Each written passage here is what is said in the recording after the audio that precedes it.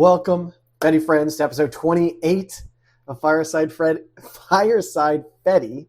I'm your host, Ozone. Fireside Fetty is a show about folks within the Fediverse. If you're seeing this, you are a part of the Fediverse. Even if you're watching from a non-Fediverse platform right now, such as YouTube, for the moment, you're an adopted Fedizen. Please don't forget to boost, share, like, subscribe, all of that stuff for those algorithms out there. Not just on the Fediverse, but share on the old socials, your YouTubes, your Twitches, all of that stuff. Not Twitch. We're not on Twitch right now. X, Blue Sky, YouTube. I think that's the only place right now. But anyway, with me today is Franzo. Franzo is an Italian FOSS Software games lover, composer, and developer. Franzo tries to help free and open source projects Franzo tries to help FOSS projects growing up, working for them whenever possible.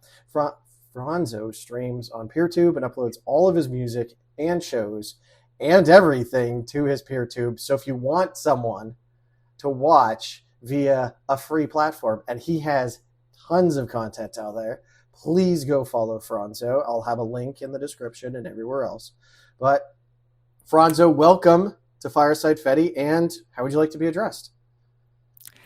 Thank you. As you wish. You can address me as you really like. Franzo is fine. Open source gaming is the name of my channel. Some people call me that, open source gaming, but it's Franzo is more than fine. See, I was just thinking to myself, I think the reason I said Fireside Freddy is because I have Franzo on. So now we have Franzo on Fireside Fetty, and Franzo is fine with being called Franzo. Fine. Gotcha. Yeah. There's going to be a lot of F's in this show, and not even the fun kind, though. I usually end up having the occasional F-bomb as well. But Franzo, welcome. How did you get to where you're at today? Where I am? Well, actually, I just started to be Libre game enjoyer at some point. I was explaining you in the past, like before, I was explaining you, I started using Linux at some point when I was at high school, and then everything started out. Everything started out because I discovered something different from what I was using on my netbook. And from that point on, I discovered some new game that I didn't know. In this case, we're talking about Battle for Westnot, and that opened me the gates to this new world that was free software and Libre games. But of course, when I started, I never knew that it was something like that. I was just having fun on these games without knowing what they were. I think that this is an exceptional case, but some people actually also get to free software because of that, because they start with something they like, and then they discover there are values behind those things. But yeah, basically, I started streaming open source games, and especially Libre games at some point. In 2020, when COVID pandemic started, I had not much to do at home. I started exploring, and I met a community online that was Libre Game Night. And then at that point, I started playing Libre games with them, and I decided I wanted to boost this kind of games, these games that are special in a way. Their engine and their source code is open, and most of the times the assets are open source too. They are free software, and therefore we call them Libre games. Now I'm part of this wonderful community, which is Libre Gaming. And yeah, they allowed me to know about these Libre games, and I started streaming them because I wanted them to be known to the people. So, okay, yeah. So it's interesting though, because you started with a netbook. So are we talking about like late 2000s or early 2010s kind of an era? Yeah, it was a netbook 2012. I don't remember precisely. It was very slow. And he had only 1 or 2 gigabytes of RAM, and I think it was an Asus. I don't remember, but I remember netbooks. Yeah, I only remember that they had a CPU that was very slow. But it was a dual-core Intel Atom, I think, or yeah. Ooh. I think it was. yeah, those were. Yeah. Yeah, they were rough to put it. Like to run anything, let alone Windows, that had to be painful. But it's Yeah, interesting because I mean, at least I know when I was in high school, gaming was a large part of even back then in God mid to late 90s. I was in high school, and even then, like video games were a big thing. So I couldn't even imagine getting like getting on a platform that didn't play games, especially now where gaming is so centralized to our culture. I think we've taken a step further with the Steam Deck. But were you interested in Linux at that time? Again, it sounds like you just had the netbook that probably barely ran, and you were looking for any way to use that, and anything else was second to that, tangential. Is that? yeah. Basically, I was not playing many games at that time, but before that, I was playing some proprietary games as well on other computers and on Windows, of course. But Okay. when I installed this new system, for me, the computer started to be faster, and I Yeah. started experiencing something new. I was very excited. And the first thing I went to the store of this system that was Linux Mint, and I started downloading games. And of course, 3D games were very slow, so I just focused on 2D games like Yeah. Westnot. And at that point, I started getting a little back in gaming. And at that point, I also tried to run Windows games with Wine. When I had a faster computer, I Oh, was also successful to run proprietary games with Wine with almost same performance. And all these things started to convince me that there was really no reason for me to stay on Windows until I went back to music before, like after high school, and I needed Windows in my new computer for music composition and playing. But again, I was wrong. At some point, I just started using Linux again. I found many programs in this very cool, actually, environment that is Linux Audio. I mean, that is the Linux Audio environment for professionals, because there are many programs that you can use to compose music, to play live. And I was amazed by how many resources I found, how many good programs. I started using Ardor instead of Cubase. So I replaced entirely a paid and proprietary alternative with a FOSS one. okay. And I started getting more and more involved in every So aspect, of free software in this case. so you Yeah, were yeah. Sorry, to answer your question, no, no, no. I didn't even think about what is Linux. I just got into it because the computer was low. Then I discovered the games, and I discovered the applications and everything. And yeah. So before this, you had a netbook that was running really crappy, and you're like, I'm not going to put up with this anymore. Let me find out what else is out there, which led you to Linux, which led you to Libre games, and now you are a free and open source software developer. Yeah. So, do you feel that like that was a real monumentally changing thing, finding Linux, finding open source games? Do you feel that if you had not found Linux and open source games, you would still be a developer? Probably I will not be a developer No? because Okay. no, because a lot of things led me into development. Also, the thing that I rediscovered Linux during 2020, Mm-hmm. and because I had much free time, I started composing music for video games. So I shifted from live music to video game music, Oh, and I wow. started to composing music for free open source video games. Yeah, to have some practice. And then I because of What? that, I started getting more into software in general. And then I took some boot camps, I started studying, and then I got into development. But I was at the same time messing up with window managers, i3, Ozone WM, and started learning Bash and Lua. So, all these things went together because I had so much free time at that point that I was not working with music, unfortunately, but I could experiment and learn more. And that's really made me happy, to experiment with stuff. If I was doing that on Windows, I don't think I was going to It doesn't to go it on. doesn't it doesn't really With Linux. lend itself to diving in and learning about applications. It's more of here, use this, and at least for me, it's never been open. It never asks you to play with the stuff, to break the things. If anything, they don't want you to touch anything because they don't want to have to worry about fixing your mess up or whatever, right? Yeah. It's a fundamental ideal change between Windows and Linux.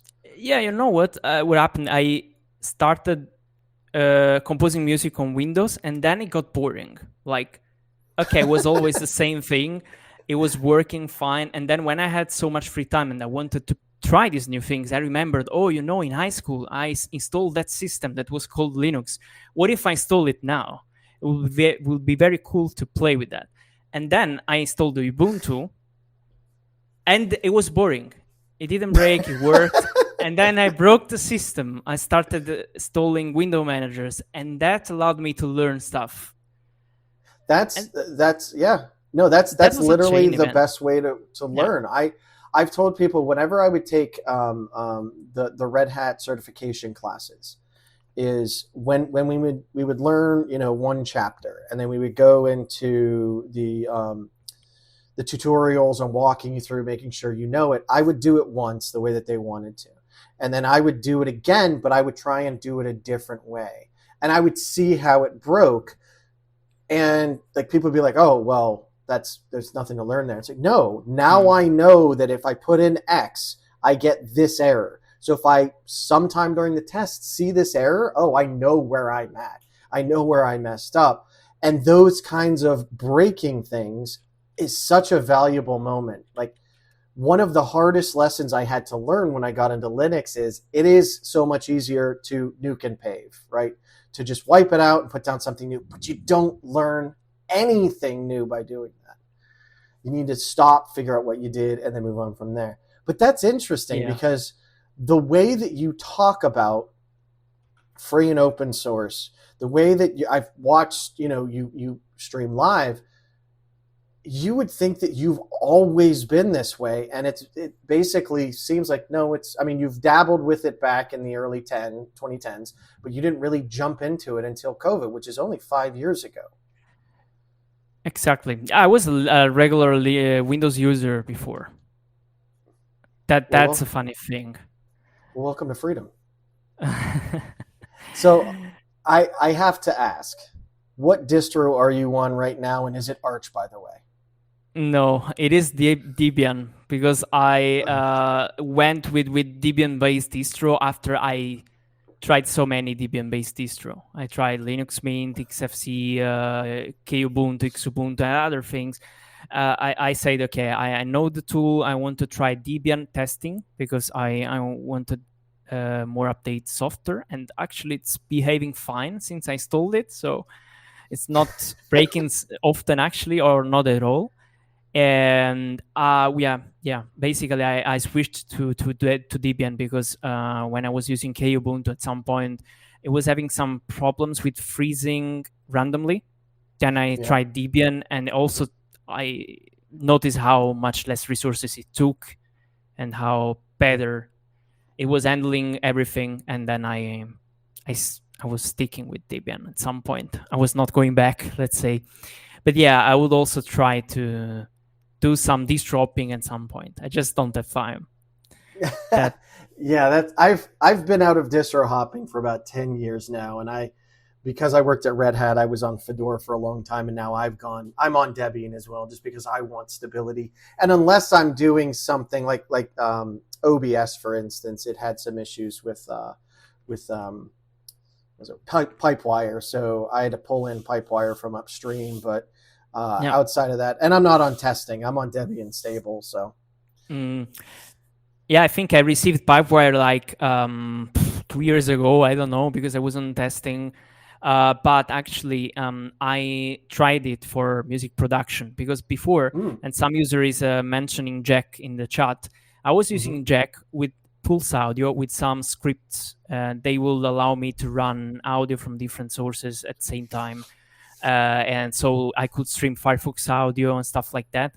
But then Pipewire came out and everything became easier. So I just installed Pipewire, and it was like, okay, I don't need to do any of this manual stuff anymore. Still, I will say, if you need real-time audio and you need many audio sources all stuck together, Jack is probably still a a bit better on latency, but Pipewire, it's catching up. It's probably almost there. I mean, well, and it seems like a lot of folks don't even realize this, but when Pipewire was coming out, they actually worked with the developer of Jack to make sure that they integrate all of that stuff.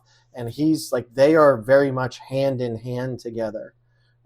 So, and that's what I had always heard too, is like, if you're in, and I am not a musician. I don't know, I can't read music. I don't know how to play an instrument except for, just banging on it or something. Yeah. The guitar is the one where you hit sticks on it, right? That was a bad joke. Sorry. But I had always heard that, like, if you're an audio producer or something, that you run Jack, and now that to hear you say like Pipewire is catching up to that, I think that's a good thing, because that's what we want, right? We want all of these tools to not have to be, we want them to be plug and play, to be as friendly for everyone as possible. So when did you find the Fediverse though? It came a bit later. And by a bit later, I mean like 3 years ago, not earlier. I started streaming, as I told you, but I started streaming on Twitch. And basically after spending a couple of years on Twitch, I did not have time anymore to stream so often. So I took a break. And in between that break, I opened Mastodon, because during the last year, on the last months of streaming on Twitch, I moved to Mastodon basically, and I started publishing my stuff there and advertising to people when I was going live and stuff like that. And I just stopped streaming at some point, and I resumed 1 year after. But because I was on Mastodon, I was able to learn about Peertube, and I was interested. When they started creating instances, public instances, to allow people to register and upload videos, they didn't even support live streams at all. And at some point, they started also doing that. So I was always more interested. And then I decided that if I had to come back to stream, I wanted to stream on Peertube and not anymore on Twitch. Okay. So that's when I restarted in 2023, I think, after almost 1 year of break. And I restarted streaming, but it was on another different Peertube instance. And then I stick with it. And now I'm still streaming on Peertube. And I deleted my Twitch account, by the way, because I didn't want to stream there anymore. And the same went with YouTube, actually, the same thing. So that's when I learned. And another key event for me was when Reddit just decided to create that shitty situation with the API where people had to pay to access. And everybody started migrating to other platforms. And one of them was Lemmy. So I also discovered Lemmy. I deleted my Reddit account. And I was fully in Fediverse. And I'm a happy Fediverse user right now. And everything you stream, games-wise, to your Peertube is open source. They're all open source games? Yeah, absolutely, 100%. I started only with open source games. Then, without thinking too much about the definition of Libre and open source, so I didn't really care about the assets. I only cared that the engine was open source. But then I started also leaning towards games with also open source assets or Libre assets. And now I prefer streaming games with both engine and assets that are FOSS, that are free software. But if it happens, I also stream games only with the engine that is open source. But that's more rare nowadays. Okay. Yeah. Yeah, because some of these I've never heard of. Vikings of Midgard? That's very hidden gem, I would say. It's a JRPG. It's a RPG game, which is really nice. I love this kind of RPGs, and I just found it, and I have thought that would be very cool to stream and play. I also sent an email to the developer, and he said he was working on a sequel, but they never started actually. Okay.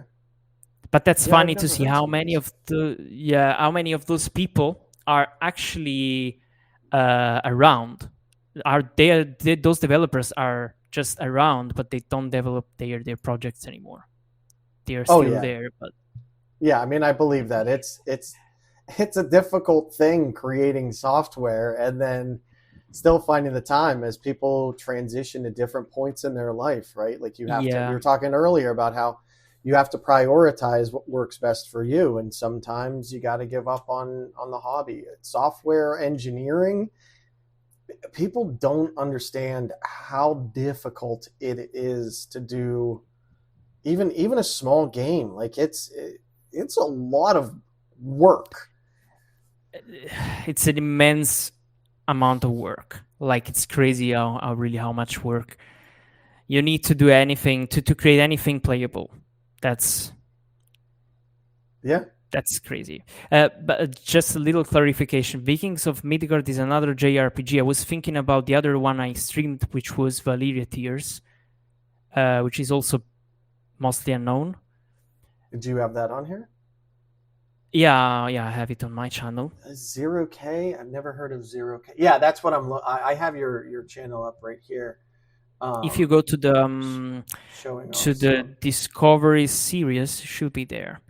But probably it got lost while I was transitioning to this new Peertube instance. Some videos got lost, I think. But Oh, yeah. okay, yeah. What is your current favorite Libre game to play? Well, this is a very difficult question because I get addicted to games with a campaign, and for like 3 months, I only streamed Tanks of Freedom, which is a That's another clone. one I had never heard of. Yeah, it's a clone of Advance Wars, which is Yeah. a strategic turn-based game where you have to, with isometric style graphics, where you have to just conquer the enemy base, and classic turn-based like Westnot. And I basically streamed that for months because the campaign was long. I was addicted, and I wanted to complete the campaign. I'm also a person that wants to complete stuff, completionist, and yeah, that was my favorite a couple of months ago. Now I don't have one. I am not playing anything in particular. I'm mostly developing, but I will get to a new addiction soon, I'm sure. Am I allowed? Like, are you developing a game or? Yeah, so I in the past I developed a lot of stuff in Bash because I needed for my computer, and then I started developing games. And the first thing I created is the actual project I'm doing.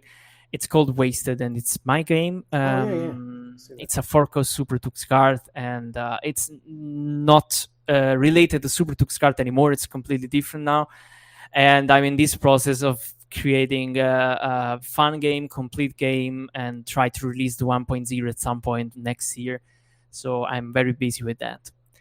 Dude, this looks great.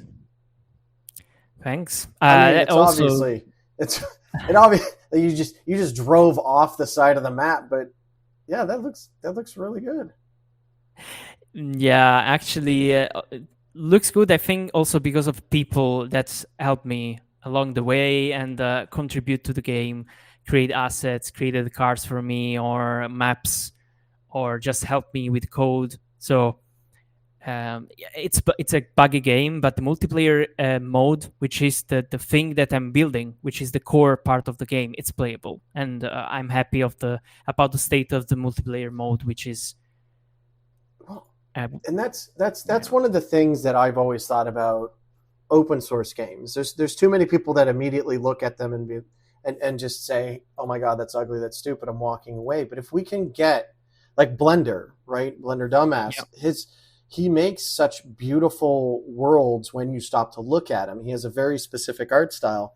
And when you can get groups of people like that together, even if they're just drive-by developers or drive-by, like, here's an asset, and then, you come back 6 months later or something. Like, and I think we're getting to that point. But if you can build up communities like that, you can make something wholly unique that we've never seen before. And I think that this has been such a odd thing for people to grapple with. And I think things like Godot when Godot went open source and showed, hey, you can make and do a living in open source, and here's an engine, or OBS, right? Like OBS, how many people had never heard of open source? And then on Twitch, at least I remember early days of Twitch where people were like, well, how are you doing this? And someone's like, OBS. They're like, well, what's OBS? How much does it cost? They're like, it's free. Here it is. Like, what? Yeah. And we are gaining speed. I love that so much. But that's the thing. A lot of people now develop stuff alone. They have like a lot of contributions from other people, and this it's very painful to say, but unfortunately, a lot of people are on Discord, and we have to accept it, because a lot of people love free software, and they hang around on Discord. They don't come to Matrix, they don't come on IRC, they don't come on XMPP or Fediverse. They're there. And I know, because before removing Discord as well, I was hanging around in a lot of servers of free software games, Red Eclipse 2, Your Land, which is a server on Mindtest, Rigs of Roads. They're all on Discord. They're just there. So if you're not there, you... But it's one thing at a time. Like when I went to Fedi Forum, and I don't know if you know Andy Piper. Andy Piper is the head of communications for Mastodon. He had been on the show before I talked to him at Fedi Forum, and there were so many people that are like, right, we understand that we want to all live in free and open source. We want to live in the Fediverse. We're already here, right? And that's why we have to kind of reach out to those other places. I've since reactivated, my Discord account, which was dormant. I just never really used it. I'm trying to get more active there and set up a YouTube and Twitch. I've started streaming to my Twitch account again. Not that I want to support those, but as a way to help offload people from there, right? And it stinks and it sucks, but does the end justify the means, right? With Discord, it really sucks because, they're harvesting every single conversation you have with AI. So I was thinking, well, I'm going to bridge the two. It's like, no, I'm not going to bridge the two because I'm not feeding my entire community to that. But a lot of open source projects now are saying, in their, like, come talk to us on Discord. And then they'll have a byline underneath it saying, not a byline, but, like a little snippet saying, yes, we know it's Discord. It sucks, but it's easier than, like, they still have to build the community. And that's what people know at the moment, right? Yeah, I have my idea about that is a bit different from yours. Basically, I think that if you stay on Twitch and if you stay on Discord, because people are just being locked in, they don't go outside. If you stream on Twitch, people will end up just watching your stream on Twitch. And that's after I spent a lot of years also publishing videos on YouTube. And I learned that a lot of people is interested in Linux and audio production on Linux, for example, but they will never quit YouTube. And that made me think. That made me think why I am publishing content on YouTube when people will only leave YouTube when YouTube does something shitty, like Reddit did. Reddit and Twitter started shittifying themselves, and people escaped to something else.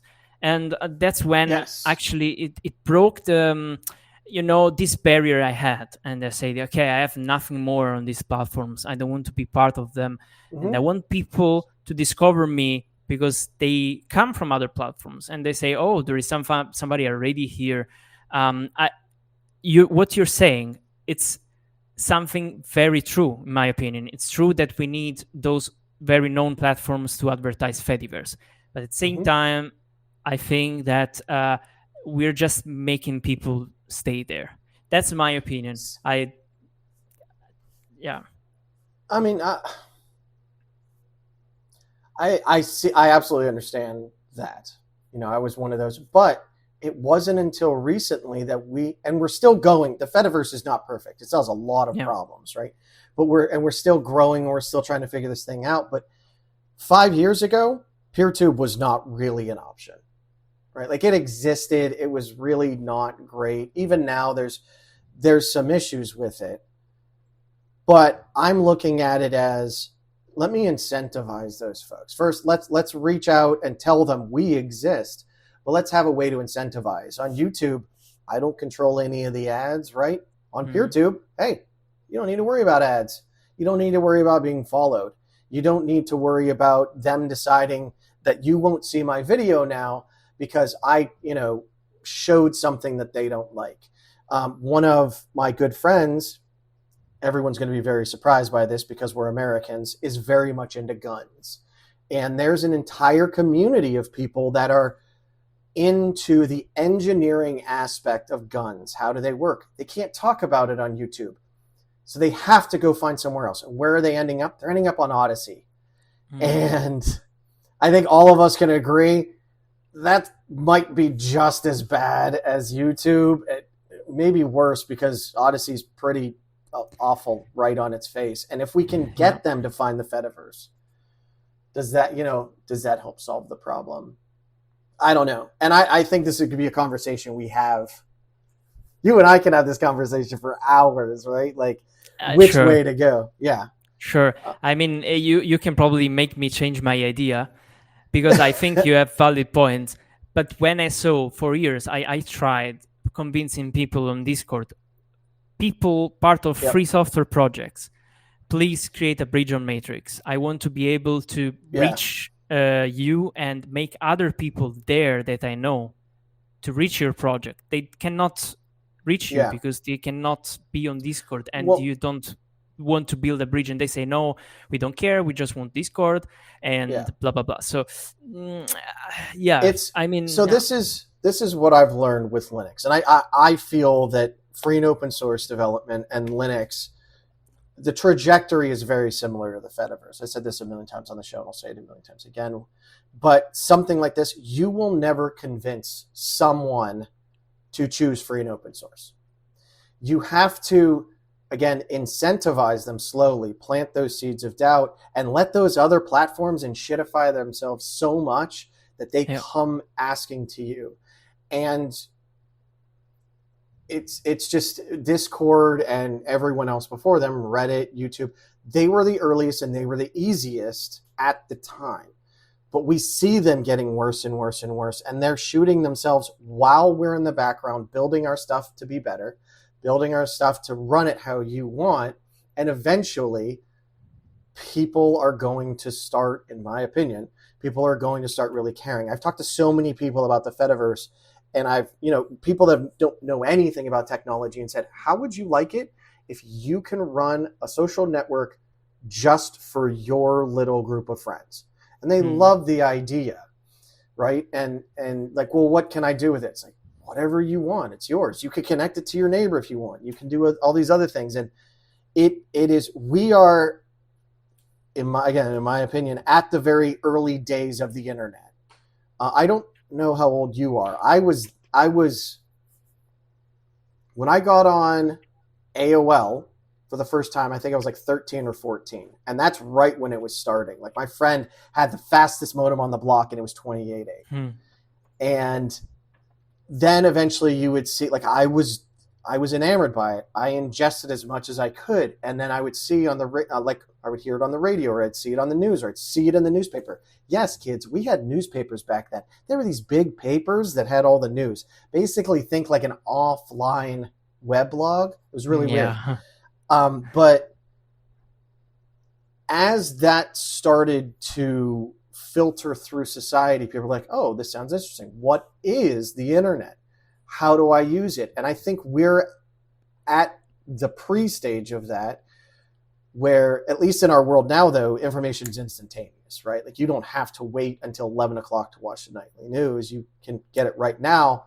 But we need to plant those seeds that when people make up their mind and decide that they want to try something new, they know where to find us, and we can help lead them out. And unfortunately, the places we have to plant those seeds are those platforms. And believe me, I did not want to agree to this at all. I'm with you. I would rather not be there. But as I've told my whole community, I am choosing to be there so you guys don't have to. It is a good point. This is a very good point. Having some, yeah, there was a guy who was actually creating a Twitch live stream with a bot that was looking at his Mindtest server, or yeah, now it's called Luanti. So it could Yep. basically advertise the game for everybody, but it was just a bot, so he had only one follower and stuff like that, and one viewer. But yeah, I think it kind of looks like that when you're on X or whatever platform to advertise for all the Peertube creators or all the Fedi creators. I think that kind of looks like that. You're there, so you can allow the people to know others, and that's a different point. So not everybody else need to be there, because that will be exactly like before. But having somebody that can represent us and say, there is the Fediverse, it's much better. Also, it's kind of related. I wanted to create or publish the last video on my YouTube channel before deleting it.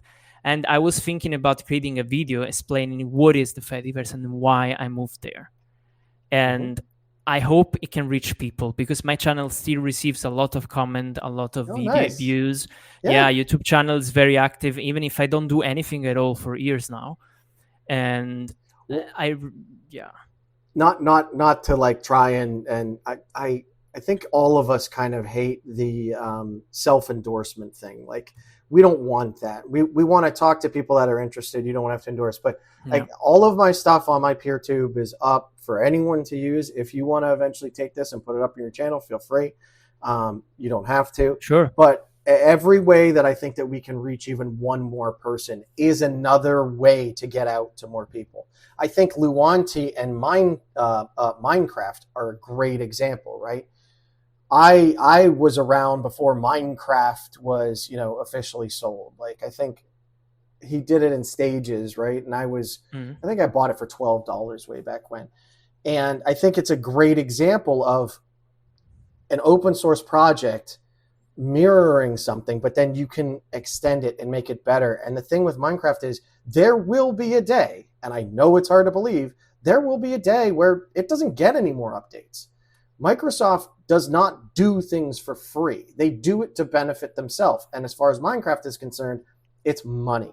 And there will come a point where the money is just run out. And it's not where with Luanti and Mindtest, it's not just a game, right? It's an engine, and you could take it and do whatever you want. And as long as we have one person that is interested in it, it will live on. And I really think it'll live on longer than Minecraft. Absolutely. But yeah, I mean, only recently Luanti started getting better and even gaining a lot of more features that before were unthinkable if you look at Luanti a couple of years ago. And that's nice to see. But sometimes also free software projects sometimes stall and they stop for some reason. They don't gain traction, they don't get contributions, but that doesn't mean they're dead at all. Somebody can always start a fork or keep them alive. So that's the beauty of these kind of things, of this software. And that's what I love right there. There's nothing, as long as the repo is still up, there's nothing stopping someone in 5 or 10 years finding that and be like, oh, this is interesting. I could take this and I can push this out. And, I could build off of this. And that's one of the reasons I've always loved free and open source software, is because even if you contribute a line of code, you might never know that line of code can change someone's life, right? It sounds idealistic, but I truly believe self-discovery and self-education, at least for me, has been such a massive part of my journey in free and open source. And I've seen the freedom that it can give me. I think this is really interesting, because sometimes I think people forget what free open source is. It also means that you can modify, study, and also redistribute. For example, in the GPL license, you can do this. It's stated that you can do this.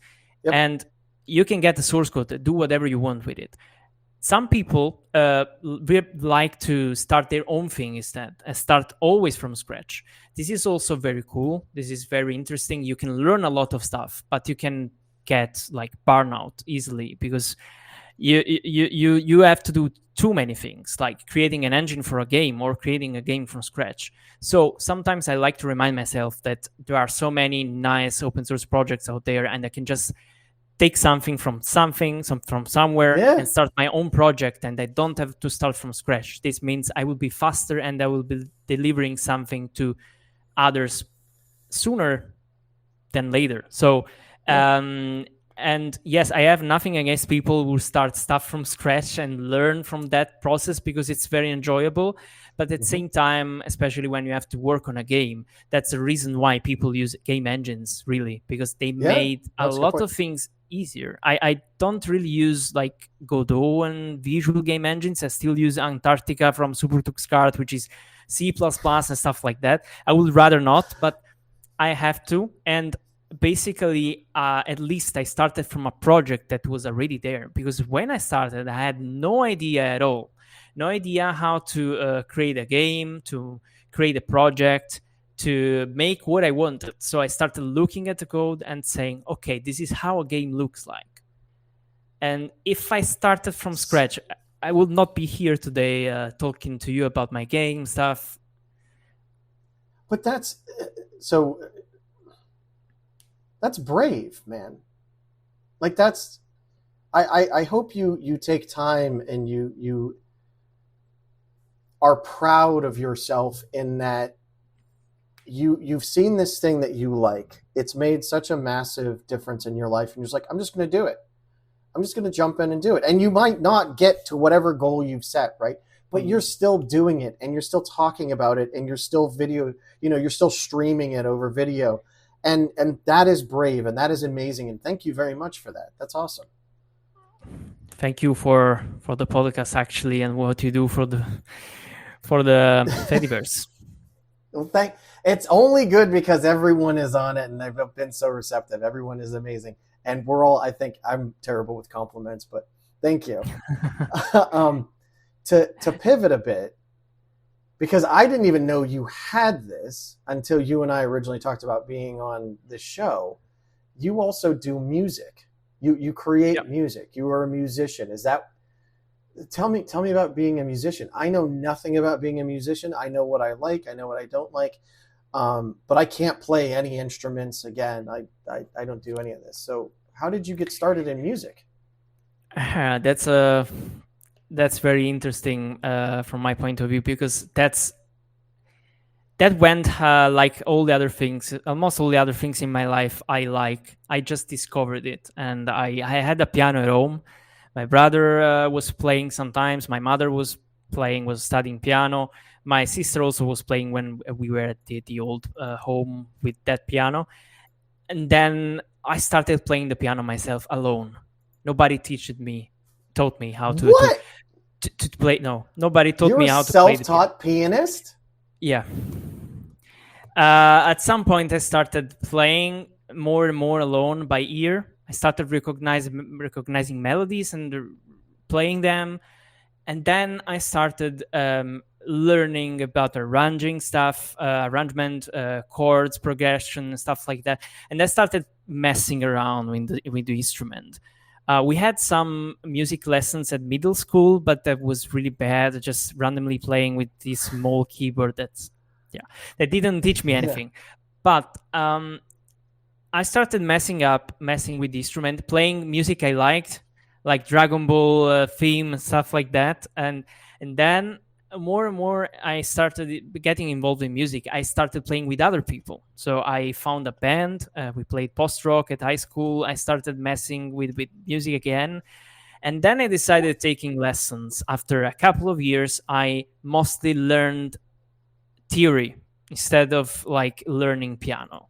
And I only a couple of years ago I started learning jazz piano from a teacher, but I mostly was interested in the theory part because I was quite okay with the manual part of the instrument and on the music side. So I think I was at some point I was able to play many things. I was able to teach myself how to play those things, but obviously I was not a classic pianist, so I lacked technique and stuff. So I also wanted to learn that. But yeah, I started alone. I mostly learned a couple of years theory, and I kept going on.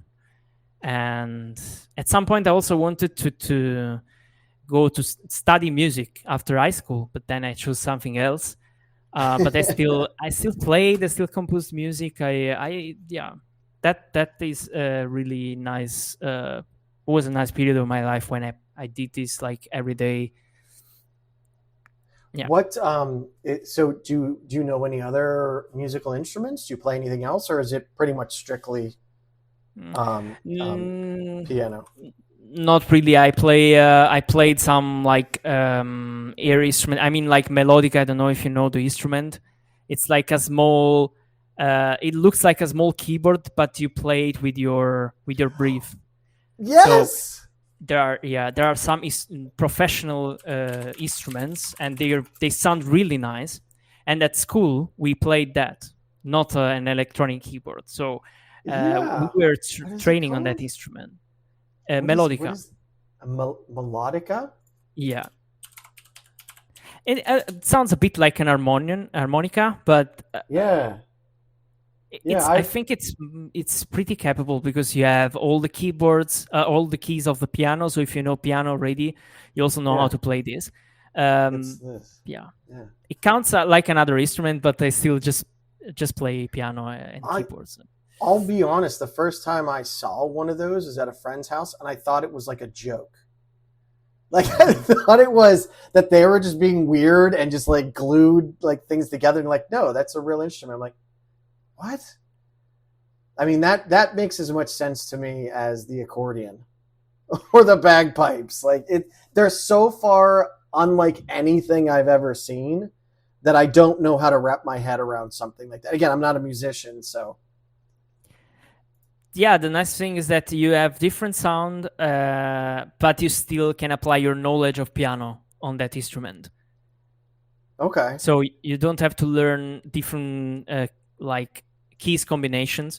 You just have to learn how to play with your breath. You have how to breathe, actually, how to make different like notes, how to make them sound differently, because depending on how you set your breathing, the note will sound differently. There is actually a technique as well that you can use to do some bending on the pitch of the notes. But yeah, in the Fediverse, there's someone, I think I found them through the Fediverse, if I'm correct, where someone took a Commodore 64 and made it into a musical instrument that's like a piano guitar thing. Do you know what I'm talking about? Have you seen that? Maybe. I need to Is find it Italian? this. He doesn't talk. No, I don't think then that's the person I know. At least I haven't seen any videos where he talks, but I think it's like a theremin and a Commodore 64, and he does he uses the keyboard like a piano or like a accordion or something. I need to find it and send it to you. I'd like to get your thoughts. Not that I expect you to like it. Just briefly talking about our styles in music doesn't mean I have a clue what you like. But as someone that's a techie, and I love to see people use technologies in ways we never, like, that you were never created for, and just be amazed at that. And it sounds okay, right? Like, I could pick up my keyboard and slam it on the floor and call it music. It's not that. But I need to find this. If anyone in chat knows what the hell I'm talking about, please let me know. There is another guy, I think, that uses Game Boy Advance to make music. No way. Yeah. On the Fediverse? Or just in general? What? Yeah, on the Fediverse. Wait, I can maybe find the link. I need to find this. Maybe I find it in my feed now because I don't remember the name. This is him. Linus Akison. Well, he's Swedish, so I can't pronounce this. Linus is easy, at least. Yeah. Well, is it? It's Linus, isn't it? So I always say Linus. I don't know. There's Nico. Nico. Which Nico's Italian, I think. So you obviously know Nico, right? That's a joke. That's a poor joke. Actually, it's an abbreviation, yeah. for some reason, as Americans, a lot of Americans assume that like if you are from a country where someone else that they know is from a country, they just automatically assume you know each other. Dude, Italy is not small at all. Yeah, it's not a big country either, but yeah, it's not small. but it's yeah. I'll see if I can find this for you and give it to you because like it amazes me. Wow. Okay, this has been a great conversation. Thank you. I'm also enjoying it. I mean, recently I just got on.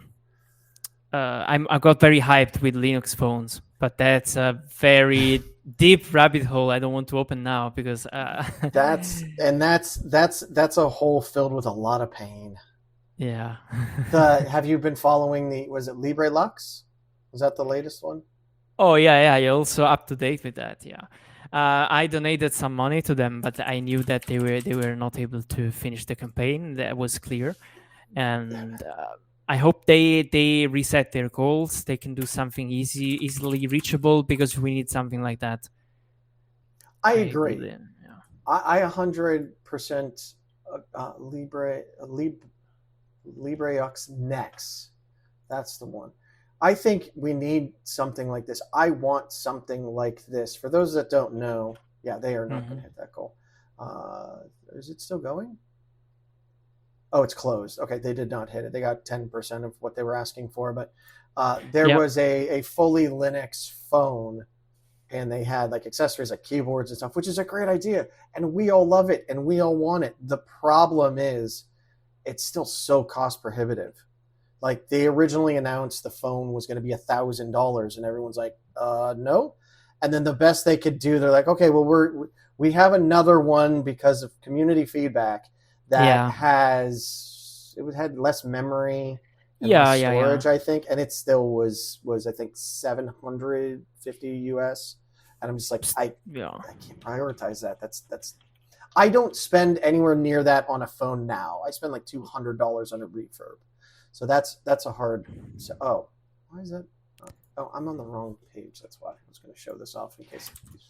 But actually, I don't need that phone, and I want to explain that what I mean. I need a phone that basically is repairable and allows me to run Linux on it if it's possible. And I was checking other phones like that. There is a Fairphone and there is also the Shift Phone 8. They're both completely repairable. And it's a pretty cool project because I can, for example, run either Android or Linux on it. And I want to run Linux, and I'm waiting for post-market OS with catching up with that. The thing is that I think it's called LibreX Next. Don't remember. Yes. They aim at porting the software directly to the phone, which is a very challenging thing to do. It's not like Fairphone. It's very challenging because they have to create the hardware, but they also have to port the software, and they don't want to use anything else that's already there. They want to port Debian. This is also challenging. I don't know if it's the right choice. I would love also to buy that phone, but as you said, it's pretty expensive. And I don't know how would I use 8 GB of RAM on a mobile phone. And I am more preferring like stuff that is repairable, so I can enjoy a phone for like 10 years and don't worry about replacing it. I would love. I was the IT guy in the family. I told my wife, like, excuse me, as long as I'm here, we're going to use Linux, and she said that's fine. And she had to get a laptop with Windows for her doctorate program, and she keeps telling me like, I can't wait until I'm done with this damn program in order to put Linux back on, because she hates Windows. It sucks. It's a very low powered laptop. It's very small. It's very cheap, and it sucks. And so I'm like, this is great. I've infected my wife. Like, she loves Linux, and my kids, that's all they know now. But when I started like kind of poking out, like putting out feelers to her on a framework laptop, and she's like, I love it. I want a framework laptop. Eventually, in a year or two, when I'm done, I want a framework laptop. I'm like, yes. And I said, it's going to run Linux. She said, of course, it has to. I was like, great. And then I said, well, there's this. She's like, well, what about cell phones? How can we get cell phones with Linux and repairable? And I said, well, the best one that I know of is the Fairphone, but they don't sell them in the US. So, and she's disappointed. Like, it's funny to me that I've nerdified my wife so much that she craves these things that once upon a time you would never even think wouldn't happen, that it was yours when you bought it, that you can repair it when it was broken. Like, that idea has just completely gone out the window, and I think people are looking to get back to it because they're sick and tired of all this crap. Yeah, actually, my actual phone has a broken screen, as you can see. A mostly broken screen, and I already replaced it once, even though it's not so easy to repair, and it's almost 5 years old. It's still running fine, but the moment when the battery is dying, I have to spend a lot of money just to change battery, because if I do myself, I will probably break it. And I have some experience in dismounting hardware, but I'm not very expert with unmounting phones, because that's very difficult nowadays, and you have to be careful with it. My kids have a Nintendo Switch. I didn't buy it.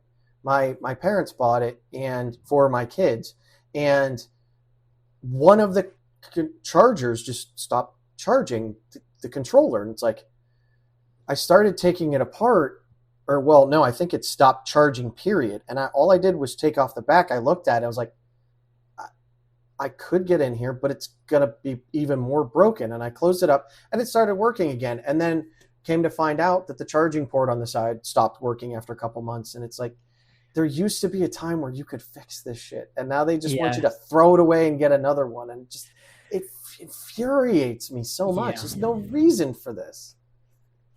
There is really no reason. I hate this. I really wish we can get back to repair the stuff we have, like desktop computers. We can still change parts. Right. Maybe not for long, but what? Yeah. And they can do it. The Steam Deck. I literally did a stream where I took off the back of my Steam Deck. I followed an iFixit guide. I had gotten a new battery from them. Like, they're like, oh, this is a scale, like, I think it was 1 to 10, or they said it was very hard repair. And it was take off the back, like, use a hot gun on the battery to loosen the glue, pull up a couple ribbon cables, and that was it. I was like, if this is hard, I want to see easy what they compare it to. But then anything that is anywhere near that is impossible.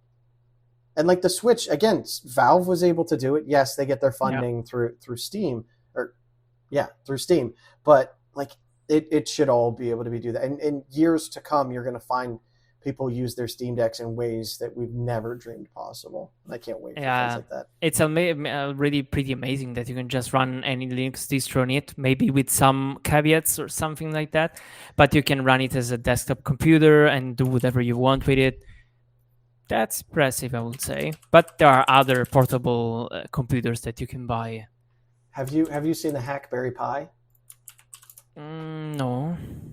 It's not a phone, but if you know what a BlackBerry is. BlackBerry. There was a phone, a BlackBerry, right? Yes, correct. It was. So I can send this to you. I like this. It's basically a BlackBerry with a Raspberry Pi in it that runs Linux. Huh. And really, I just got one, and I haven't had time to do much with it, but it works so damn well. And if this is a glimpse of what our future can be with Linux and openness and repairability on these things, I can't wait. I hope little projects like this continue to go on. I'll send you this. You might like it. But this is very interesting, actually. Oh, do you have a link? No. I mean, okay. I'm commenting the idea because Okay. I will say, talking about Discord earlier, their community is on Discord, but that's not what they're trying to do. They're focused on making a really cool Linux thing, but that's the repo with it. And that's just one of them. Like, they have multiple different versions depending on which Raspberry Pi you get. But I think it's a really cool idea and design. And this is done by like one person, and it blows my mind. I mean, not the end product. I think they have a company in China that builds them, but they designed the whole thing, and it's really I've seen cool. it actually. Well, But have you? yeah, does it have a modem? So can I call people? It doesn't. That's no. Uh, However, I mean, it has Bluetooth radio in it, so if you have like Signal or Matrix and can do voice over that, Jitsi, it would do Yeah. that kind of stuff. Not regular cellular modem. That gets into a whole other, rigmarole with classifications of government and whatnot. I think this project is a little bit too small for that, but yeah, I'm excited by things like that. One of my community members showed me I that. know a person who actually bought a mini PC and created a chassis outside, like for this mini PC, which made it similar to a phone, a very big one. So he just mounted the screen on top of this stuff, and he has a huge phone in his pockets with a modem in it, so you can use it as a phone, because it is a phone now, and it has a battery, has modem, and it's just plain old x86 Linux, desktop Linux. No, I mean there was It's a crazy. time. There was a time probably before you guys, a lot of folks here, but some folks remembers there were bag phones. It was literally a bag that you carried around, or there was a car phone because it needed the car to power it. It's like these are not problems that we can't solve, but I think part of the issue is there's too many Linux hardware designers looking to fit this. It doesn't have to be this, right? And it can be something else. And we need to start thinking outside the blocks. But the problem is people they think everyone wants this, and just to make it look like this, that in order to sell something, it has to be that form factor. And there's a lot of us nerds out here that want anything. I would love to have a phone with a keyboard, like a BlackBerry and stuff like that. Yeah. Or the old Nokia Engage with the keyboard that you can just scroll down.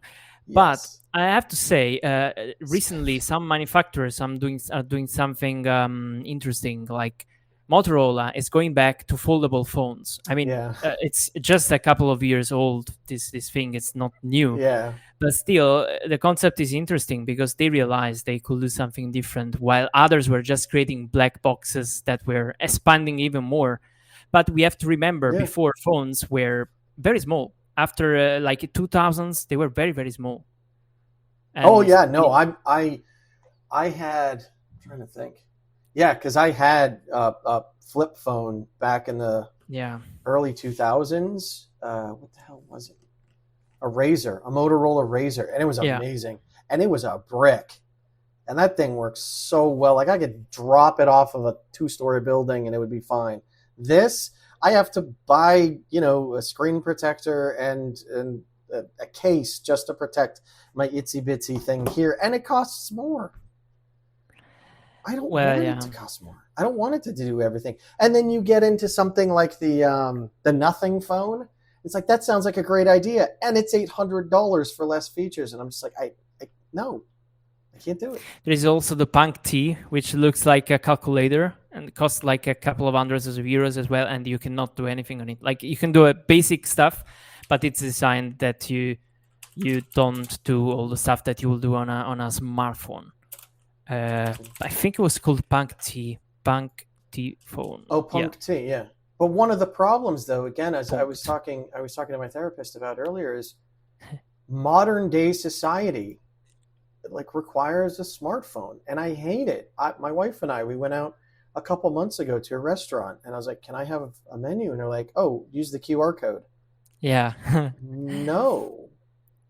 Can I have a menu? I'm like, oh, well, let me go see if we have one.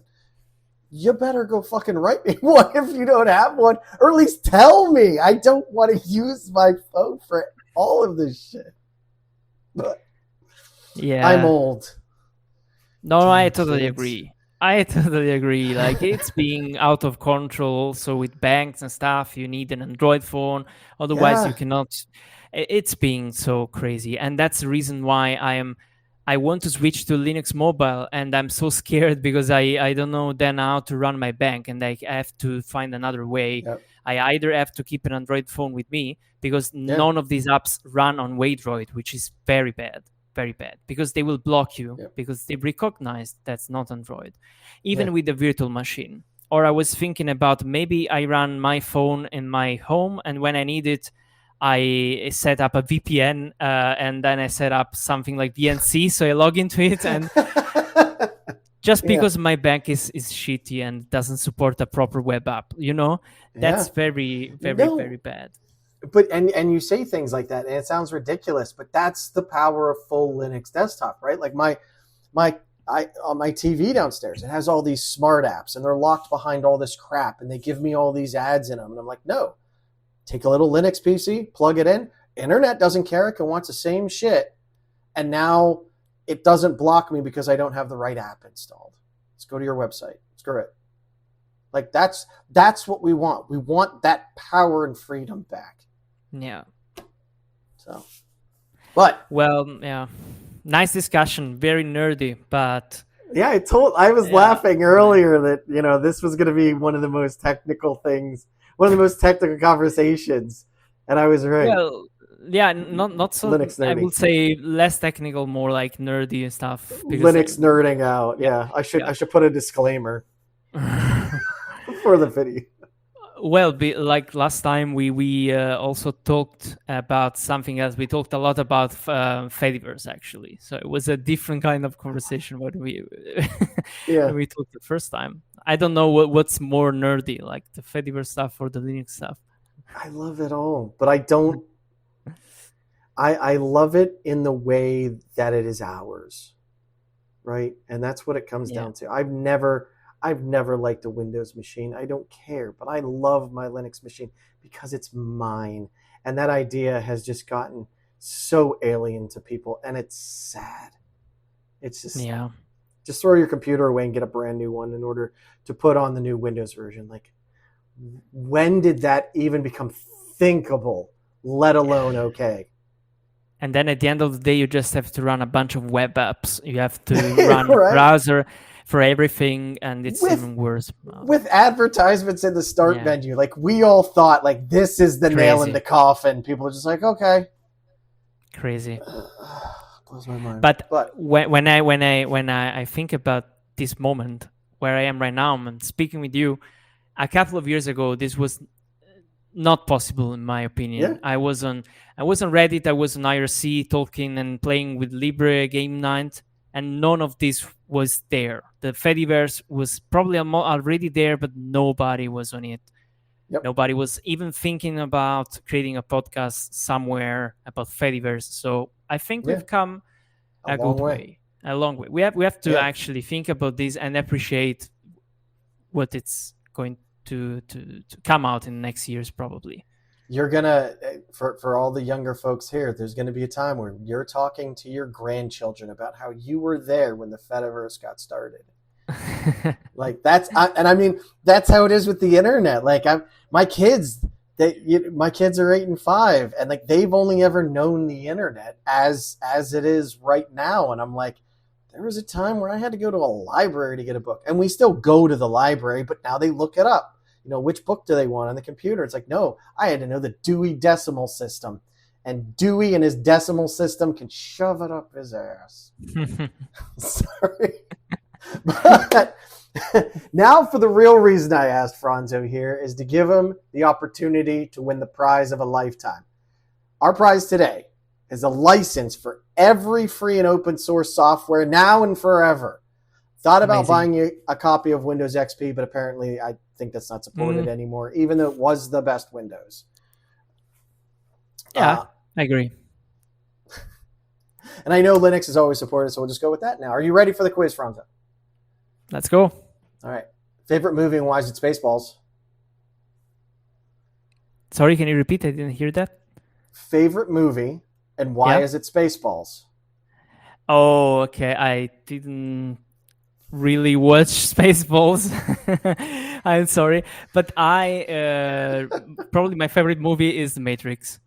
The Matrix, the first one? Yeah. Recently I've watched it many times, again and again and again, and I cannot stop thinking about that because of how they projected like the AI stuff and all this stuff, the machines.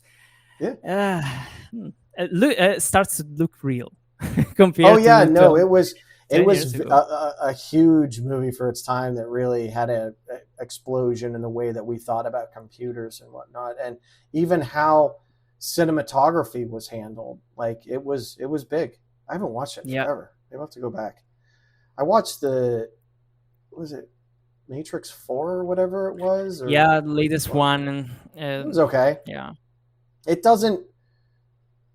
The hard thing is when you have something so genuinely unique that general audiences haven't seen it before, you've set the bar so high that if you don't live up to, like, it's not a bad movie. It is not The Matrix, and nor will they ever make The Matrix, right? So what I heard is that the producers basically, or the director, decided that Warner just wanted a sequel, and she didn't want to do a sequel. So half of the movie is like fan service, and the other is something else. And I realized that's really like that. I think that's really how it happened. And also in the Matrix, in the movie, they say that they want to build a game which is a sequel to the Matrix, and Neo doesn't want to do it. That's, I don't know. It looks like a parody of itself. You know? Oh yeah, 100%. Yeah. All right. Next question is canonical, SUSI, or Red Hat? Oh, okay. This is a difficult one. Because I started with canonical, but then I realized I didn't like that a lot, right? Because of Snap and stuff. And then maybe, did you mention Red Hat? Yep, canonical, SUSI, or Red Hat? Red Hat. Okay. Why? They do cooler things than canonical. SUSE is also cool, but they do cooler things than canonical. Interesting. So I figured being a person in the EU, you would lean towards SUSE, but I honestly don't know much about SUSE. I know about OpenSUSE, SUSE, okay. But yeah, it's not so. I don't know if it's a popular distro nowadays. I never use it, so yeah. But I think Red Hat was also behind a couple of nice things we have in Linux now. So just don't say systemd. No, they will kill me. Everyone's gonna jump out of the screen at you. Yeah. Okay. Next question is universal serial bus, universal basic income, or the universe? Okay. I will say universe. The universe. The universe. Okay. Why? Because it basically comprehends all these things you mentioned, both USB and universal basic income. And I figured that would be the answer. But the universe also brought us terrible things like proprietary technology and Android and Apple phones. What do you think of that now, Franzo? Yeah, you're right. Maybe I should choose USB then and stick with that. Okay. Next question is, what does an alternate universe Franzo do? I will probably be a musician, or I will probably be somebody who will do something with this degree in political science. Oh, interesting. Do you have a background in political science, or? Yeah, that's when I was playing music. I studied political science. I got the bachelor, and then I stopped with that stuff. So yeah, like me. I actually started political science as well. That's funny. That's why we are involved in Fediverse, you know. Right? No, it's fascinating until you realize that your only options are like to be a lawyer, to go into politics, or to be a police officer. And I was like, I don't want to do any of that. That all sounds terrible. Well, I reached out to an alternate universe Franzo. I have a special alternate universe phone here. Mm-hmm. Don't ask how it works. It's very technical. And he told me he works for Microsoft. Oh, sorry. Wait, I got that wrong. He works for Microsoft. It's a fungus-based software company, but he randomly sees different, things that aren't there. So, love to know how that works, but good luck to alternate universe Franzo. Microsoft, okay. Luckily, it's not this universe, right? No, I mean, I don't know if you take mushrooms, but Hey, maybe you are a software developer, so maybe you work for Microsoft. I don't know. Better than Microsoft, I guess. Yeah, Yeah. tastier at least. Yeah. Okay, next one, which might be hard, but I don't know. We're going to find out. Free Orion, Tux Cart, or Zero AD?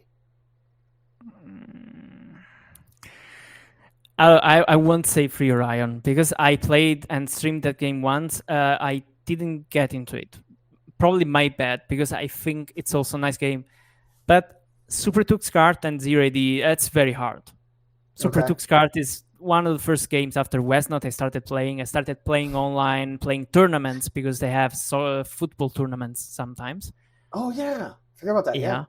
And I streamed all of them. And basically, Zero AD, I love it because it's like Age of Empires, and I played Age of Empires in the past. So I like the game, but I didn't play that much. So I would say Super Tux Kart. Okay. Right. Yeah. That was hard. It was hard. The Zero AD developers will make sure to ban you from ever playing again now. Yeah. I'm also trying to mod the game right now, and breaking it doesn't start anymore, stuff like that. So I hope they will forgive me. That only makes you more educated on it and makes the whole code base stronger eventually, though, right? So there is that. Yeah. Right. Cool. Next question. As usual, will be sent to Franzo telepathically. I will send you the question, let you know when it gets there, which you know because you'll get the question. But for audio listeners, this will be the key that you've got it. Take your time, think about it, and then give me your answer. You ready? Yep. All right, here comes. Okay. I sent you the question. I know it only took a second, but the speed of telepathy is very fast, much better than the current Comcast internet. So take your time on that very long question and let me know when you come up with an answer. I will take my time then. Okay. And don't send it back to me telepathically. I will say the answer is Linux, actually. Linux. Okay. Why did that's interesting. I wasn't expecting Linux as an answer to that question, but so why did you choose Linux? Because Linux is always an answer and it solves all my problems. So. I love that. That's perfect. Congratulations. Well, I have another answer to that because it changed my life, and it's true. Okay. That works too. That's fine. But congratulations, you got every answer either correct or incorrect. Good job. Unfortunately, I went to buy a license for every open source application, and I was told they don't do licensing, so I'll make sure to reach out to my politicians to outlaw that kind of heinous and disgusting behavior for giving away free software so that we can get you your license. Well, I would have loved to receive a free software license for all the free software available out there, but instead I just received a tax mascot, and that's enough. I love it. But that's all we have for today, everyone. Thank you so much to Franzo. You've been such a great guest. It's been a lot of fun. Thank you so much for attempting to foster the Fediverse with all of the amazing content you have. And you have a lot out there. It's not easy posting into the void, but we're getting there, right? Like you have an amazing community that the way, I had followed you in the past, but I've had numerous folks from your community come to me and say, you have to have Franzo on. I was like, we're getting there.